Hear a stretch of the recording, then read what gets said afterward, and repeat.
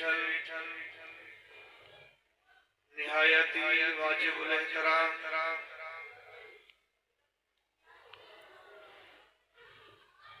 उस्ताजुल उलमा व उस्ताजी साईं मुफ्ती मोहम्मद इस्माइल सिकंदरी दावत बरकातुहुल आलिया इन महफिल जा मेजबान फकीर साईं इंजीनियर अब्दुल बासित सिकंदरी साहब अल्लाह वाले जी मोहब्बत में आयल फकीरो जमात सबूरी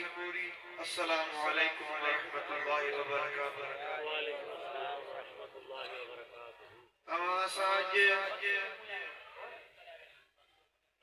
इमामुल आरिफीन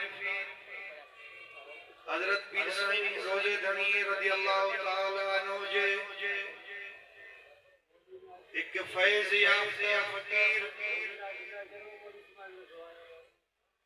हजरत सुमर साईं रहमतुल्लाह अलैह जे आस्ताने ते अल्लाह जे रसूल सल्लल्लाहु अलैहि वसल्लम जे जिक्र जे महफिल में अल्लाह वारन जे जिक्र जे महफिल में शरीक हैं। अल्लाह ताला खा दुआ है अल्लाह ताला तमा असा सभी जी हाजिरी कबूल फरमाए अल्लाह वारन जो दुआऊं शाल तमा असा के नसीब थियन हजरत रोजे धनी रहमतुल्लाह अलैह जे फैज़ मां को चुकड़ो नसीब थे। ई रंग जेकी तव्हां जे साम्हूं आहे सब हजरत रोजे धनी रहमतुल्लाह अलैह जे सिलसिले में साबित रहन हजरत रोजे धनी रहमतुल्लाह अलैह जे तालीमात ते अमल करण जी बरकत आहे। या आस्तानो अज ताईं आबाद आहे खुदा कंदो क़यामत ताईं इहे बरकतुनि सां गॾु इहो आस्तानो आबाद हूंदो। इन जो सबब इहो आहे हजरत फकीर सुमर साईं रहमतुल्लाह अलैह पंहिंजे मुर्शिद जे दसियल सबकन ते अमल कयो मुर्शिदन जो दसियल जिक्र कमायो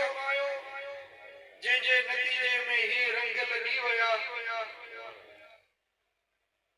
तमा असा के भी इमामुल आरिफीन हजरत पीर साईं रोजे धनी रहमतुल्लाह अलैह जे खानका अता हमेशा इहो ही सबक मिलंदो आहे। नमाज कायम कयो जिक्र कमायो हराम का पान के बचायो। खुसूसी तौर जिक्र जो तमाम घणो ताकीद थियल आहे। तमाम मलफूजात शरीफ जो मुतालियो कयो हजरत पीर साईं रोजे धनी रहमतुल्लाह अलैह जिक्र जे बाबत तमाम घणो ताकीद फरमायो आहे। एतरे कदर भी फरमायो आहे त जेको फकीर जिक्र कमाए थो असांजे दसियल तरीके जो जिक्र कादरी सिलसिले जो जिक्र करे थो फरमायाऊं त क़यामत जे ॾींहुं हुन जे ईमान ऐं बख़्शी जो ज़ामिन ऐं रोज़े धणी आहे। इहो भी फरमायो था त जेको असांजो जिक्र नथो करे वो असांजो मुरीद नाहे। गोया की निस्बत हजरत रोज़े वारे सां जेका असांजी आहे उहा जिक्र वारी आहे। हकीकत ही आहे हिकिड़े सहाबी सगोरे नबी करीम अलैहिस्सलातु वस्सलाम पुछा कयोसि जॾहिं महबूब राज़ी थिया पाण फरमायो त घुर अॼु छा थो घुरी ऐं मोहम्मद तोखे ॾियां अर्ज़ कई या रसूल अल्लाह ऐं घुरां थो त जन्नत में तव्हांजी रिफ़ाक़त मूंखे नसीब थिए तव्हांजी ख़िदमत नसीब थिए पाण फरमायो इहो थी वियो पर हाणे तूं हीअं कर इन ॻाल्हि में तूं मुंहिंजी मदद कर बिकसरत सुजूद घणनि सजदनि सां हाणे तुंहिंजे मथां इहो थी वियो तूं इन ॻाल्हि में मुंहिंजी मदद कर घणा सजदा करे त हज़रत रोज़े धणी रहमतुल्लाह अलैह तव्हां असांजे वास्ते जेका ईमान ऐं बख़्शिश जी ज़मानत खई आहे उहा बि इन सूरत में त फ़क़ीरो अवां ज़िक्र कमायो अवां ज़िक्र कमाईंदो त मुंहिंजे लाइ अल्लाह जे हुज़ूर सिफ़ारिश करण में इलाही आसानी थी ऐं हूअं बि ज़िक्र अल्लाह जो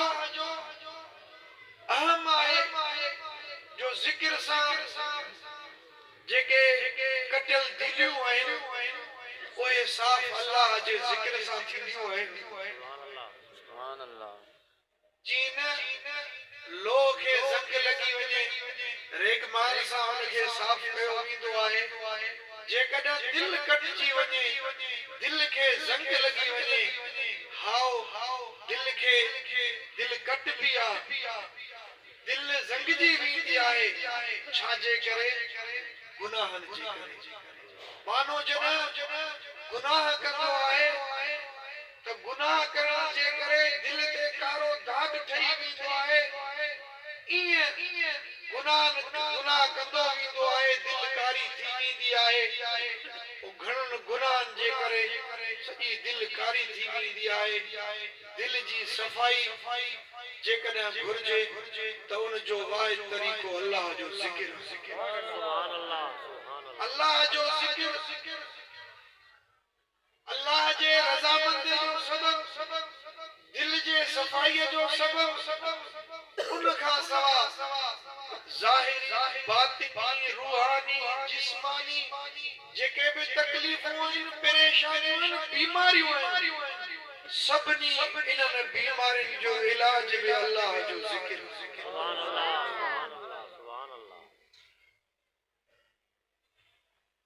असांखे बार बार ताकीद थियल आहे ज़िक्र कमायो इन जे करे बि ताकीद थियल आहे त फ़क़ीरो अवां ज़िक्र सां एतिरी मोहब्बत कयो इन ज़िक्र खे एतिरो कमायो जॾहिं तव्हांजो आख़िरी टाइम अचे मरण जो टाइम अचे दुनिया तां रुख़सत थियण जो टाइम अचे त आसानीअ सां अवां जे ज़बान ते ला इलाहा इल्लल्लाह जो ज़िक्र जारी थी ऐं नबी करीम अलैहिस्सलातु वस्सलाम फरमायो जंहिं शख़्स खे आख़िर में ला इलाहा इल्लल्लाह जो कलमो नसीब थियो उहो जन्नती आहे इन जे करे ताकीद थियल आहे त फ़क़ीरो ज़िक्र कमायो इन ज़िक्र सां मोहब्बत कयो एतिरी मोहब्बत कयो जो इन घड़ीअ में आसानीअ सां तव्हांजे ज़बान ते ला इलाहा इल्लल्लाह जो ज़िक्र जारी हुजे छो त दुनिया में माण्हू जंहिं शइ सां मोहब्बत कंदो आहे घणी मोहब्बत कंदो आहे त भली तोड़े जो इहा घड़ी तकलीफ़ वारी घड़ी आहे इंतिहाई तकलीफ़ वारी घड़ी आहे जेका सकरात वारी घड़ी आहे सकरात जो को टाइम आहे इंतिहाई तकलीफ़ वारी घड़ी आहे पर दुनिया में माण्हू जंहिं शइ सां मोहब्बत कंदो आहे इन घड़ीअ में बि उहा शइ उन खां विसरंदी न भली तकलीफ़ वारी घड़ी आहे पर उहा विसरंदी न अमां ॾिसो हज़रत पीर साईं रोज़े धनी रहमतुल्लाह अलैह जी सुन्नत सां बेपनाह मोहब्बत हुई नबी करीम अलैहिस्सलातु वस्सलाम जे सुन्नत सां पना मोहब्बत हुई का बेड़ी सुन्नत नबी करीम अलैहिस्सलातु वस्सलाम जी हजरत रोजे वारे कोन शरी जेते हजरत रोजे वारे अमल न कयो हुजे हर सुन्नत के पर कुछ सुन्नतूं एड़ियूं जेके इख्तियारन उनते अमल न पियो माण्हू नथो करे सके बेइख्तियारी में छो त नबी करीम अलैहिस्सलातु वस्सलाम खां ओए अमल यानी आमदन साबित न थिया साजा न थिया मसलन हिकड़े दफे हज़रत पीर साईं रोज़े धणी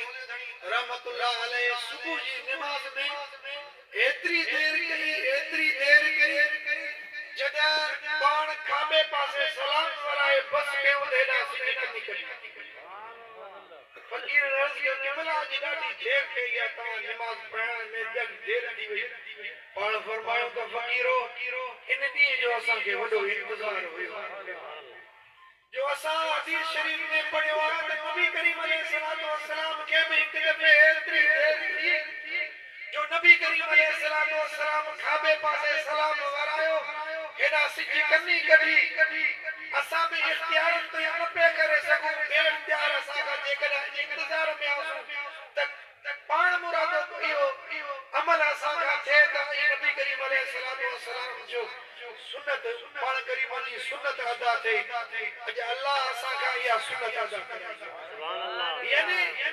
नबी करीम अलैहिस्सलातु वस्सलाम जी सुन्नत सां एतिरे क़दर मोहब्बत का बि सुन्नत न छॾियऊं वो सुन्नत सां मोहब्बत जो नतीजो छा निकतो हजरत पीर साईं रोज़े धणी रहमतुल्लाह अलैहि